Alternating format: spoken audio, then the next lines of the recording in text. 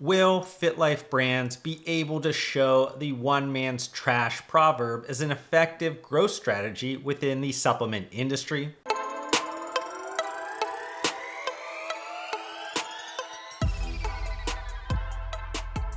So I'll decode that introductory statement a bit later in this content, but on August 14th of 2025, FitLife Brands updated the public markets by releasing their second quarter 2025 earnings report. And I'll be utilizing those financial documents along with the notes I took while listening to the earnings conference call and any relevant publicly disclosed information to obviously update you on the recent performance of the various supplement companies within the FitLife Brands portfolio, but also utilize everything as the contextual backdrop for my expanded strategic commentary involving functional CPG, categorical market dynamics, and trends. For anyone new to these quarterly content pieces, FitLife Brands sells more than 250 SKUs across 13 different supplement brands, each with a slightly different product portfolio and sales channel strategy. In total, the FitLife Brands portfolio is sold through more than 20,000 retail locations globally. But throughout this content, you'll hear me categorize the FitLife Brands portfolio into three segments: Legacy FitLife, Mimi's Rock Corporation, and MusclePharm. Though everything I just stated will be changing very soon. But more details on that will be provided within the final portion of this content. But let's officially kick off the content with a quick rundown of the FitLife Brands quarterly revenue numbers. In the second quarter of 2025, the consolidated FitLife Brands portfolio had revenue of $16.1 million, which was down 5% year over year, but up around 1% on a quarter over quarter sequential basis. Next, how about I share a detailed collection of segment level updates that I think are important when trying to understand the FitLife Brands story. And we can begin by examining the sales channel mix of FitLife Brands, which has been a major focus of the company's leadership over the last half decade or more. But historically speaking, aka Legacy FitLife, these supplement brands collectively generated most of their revenue from the specialty retailer GNC. And by most, I mean like close to 80% at one point. But that key customer risk felt consistently more problematic because of the seemingly episodic business troubles and strategic leadership changes that GNC has experienced over the last decade. Yet that concentration of revenue has lowered drastically, with less than half of Legacy FitLife segment level quarterly revenue attributed to GNC and only 22% of the consolidated FitLife Brands portfolio revenue overall. And the revenue diversification within the Legacy FitLife Brands segment has come from additional focus being placed on e-commerce and specifically Amazon. Moreover, consider the Legacy FitLife Brands mentality of we don't want to step on GNC franchisees that avoids channel conflict by pricing products higher on Amazon, and that segment level revenue diversification effort should feel slightly more notable. Furthermore, after acquiring the Amazon-focused Mimi's Rock Corporation, FitLife Brands would be actually now considered a digital-first supplement brand portfolio, with e-commerce accounting for 65% of total quarterly revenue. But just to close the loop on this sales channel detail for the consolidated FitLife Brands portfolio, quarterly online revenue was approximately $10.4 million, which decreased 7% year over year, and quarterly wholesale revenue was around $5.7 million, which was essentially flat year over year. Next, let's dive deeper into the FitLife brand story by analyzing some additional segment level data detail. And we can begin with Legacy FitLife. In the second quarter of 2025, segment revenue was $7.3 million, which increased 7% year over year. Admittedly, I usually don't even call out the combined performance of these 9 supplement brands, but I wanted to show the Legacy FitLife segment some love for being both the quarterly growth engine and biggest contributor to profitability currently within FitLife Brands. Shifting towards Mimi's Rock now, in the second quarter of 2025, segment revenue was slightly less than $6.3 million, which decreased 16% year over year. If we separate out Mimi's Rock segment performance by brand category, the Dr. Tobias supplements brand, which represents I think around 92% of the total segment, reported a quarterly revenue decrease of 16% year over year. But the two skincare brands performed even worse, declining 20% year over year. And then looking at MusclePharm in the second quarter of 2025, segment revenue was slightly below $2.6 million, which decreased 4% year over year.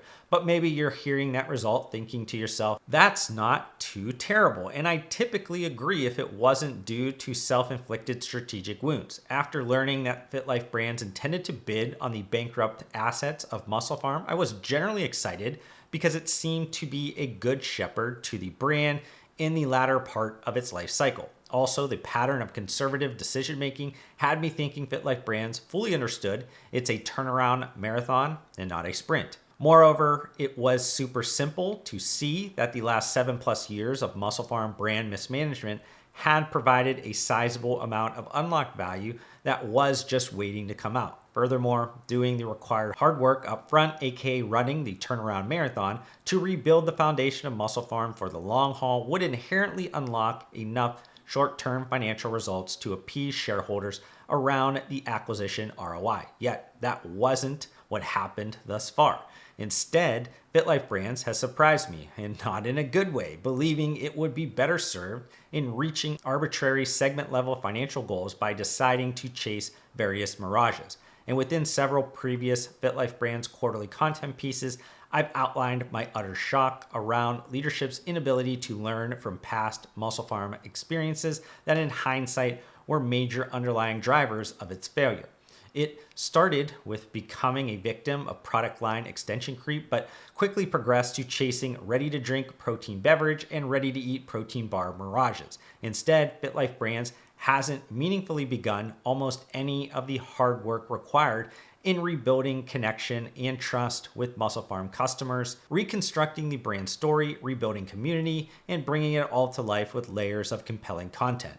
And because FitLife Brands decided to sprint through the MusclePharm turnaround plan instead of being strategically conservative to rebuild the foundation for future growth opportunities, it has undoubtedly exposed its weaknesses even more prominently and created unnecessary burden across the entire organization, like being highly exposed to an inflationary commodity ingredient with no pricing power or route to market expertise. But maybe I'm being too tough on FitLife Brands for thinking it could sprint the race without knowing its distance, especially since the press release noted that monthly wholesale revenue for MusclePharm in July was the highest it has been since acquiring the brand. Though maybe David Goggins was right when he said you have to be willing to go to war with yourself and create a whole new identity, which might be a good transition into decoding my introductory statement.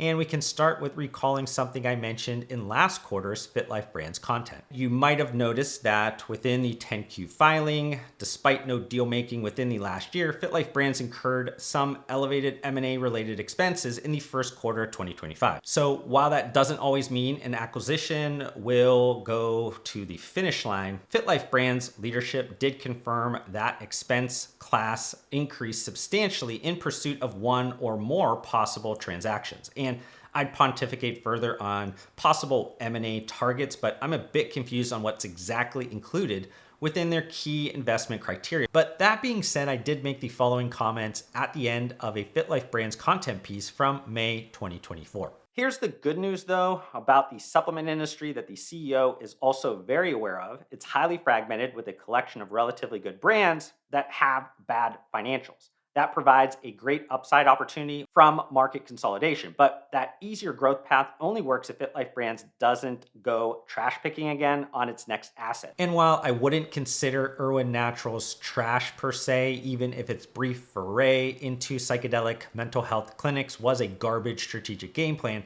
FitLife Brands acquired the supplement brand through a Section 363 sale under the United States Bankruptcy Code for $42.5 million. In all honesty, while I saw that Irwin Naturals filed for Chapter 11 bankruptcy protection in August of last year, I wasn't following the court proceedings closely like MusclePharm, or I could have predicted this FitLife Brands M&A transaction as well. Regardless, pre-bankruptcy business events and trends within MusclePharm and Irwin Naturals, along with rationale for the transactions given by FitLife Brands, have some intriguing similarities that I'll discuss next. But before I do, for those not familiar with Irwin Naturals, the supplement company was founded in 1994 by Irwin with a mission to heal the world with plant medicine. Unlike many of the supplement companies today, which are essentially marketing companies that sell supplements, Irwin utilized the majority of operating funds on sourcing the highest quality ingredients, making products curiously effective, thus providing Irwin Naturals the second order effect of word of mouth marketing. During the first half of 2025, Irwin Naturals generated revenue of $33.1 million. And since the first half 2025 revenue of FitLife Brands was basically $1 million less, the acquisition of Irwin Naturals effectively doubles the top line revenue of the new combined company. However, the standalone net profitability percentage of Irwin Naturals is dilutive to FitLife Brands, yet as you'd expect through M&A activity, FitLife Brands is expecting meaningful cost synergies. As an example, though FitLife Brands plans to retain approximately 50 Irwin Naturals employees, it will still save about $1.5 million on various SG&A expenses compared to previous cost structure. But where the Irwin Naturals and MusclePharm M&A transactions have similarities, beyond the Chapter 11 bankruptcy sale aspect is one, both brands experienced a loss of Costco distribution, which was their largest customer just before or during the bankruptcy proceedings. Two, both brands had a small portion of total revenue coming from e-commerce. And three, the core product categories of both brands were complementary to the existing FitLife Brands product portfolio. But let's examine some of that a bit further. As mentioned previously, FitLife Brands is chasing ready-to-drink and snacking product mirages, but Irwin Naturals possesses a level of human capital and relative sales channel strength in food, drug, mass retailers that assumably would benefit MusclePharm. Additionally, since Irwin Naturals doesn't directly sell its products on Amazon, FitLife Brands intends to fully internalize this revenue stream and drive further growth across the digital channel. Finally, MusclePharm being concentrated on the protein category was complementary to FitLife Brands, but it was still sports nutrition.